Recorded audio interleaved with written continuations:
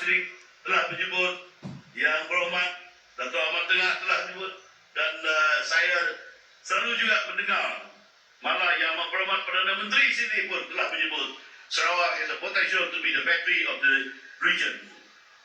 Maka sewajarnya lah cahaya pembangunan itu turut kembali menerangi rumah-rumah panjang, kampung-kampung dan penempatan rakyat dengan lebih menyeluruh. Yang Berhormat, saya teringat Abang Rayhan Tok Nah dulu, bila dia sebut kepada saya, when I was the Deputy Minister of Rural Development, and he was talking about electricity in the rural area.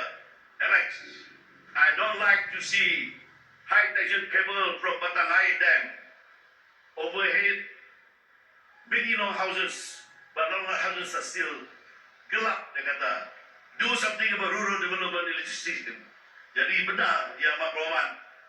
In your case, thank you very much for you also.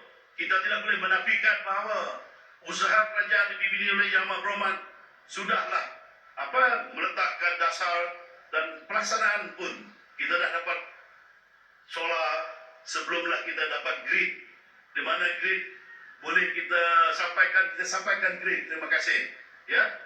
Dan Yang Berhormat, saya pernah mendengar baru-baru ini Yang Berhormat mengatakan, nasiblah elok kita dah beralih pada solar sebab kenaikan harga kerana peperangan di Teluk, harga minyak naik mendadak.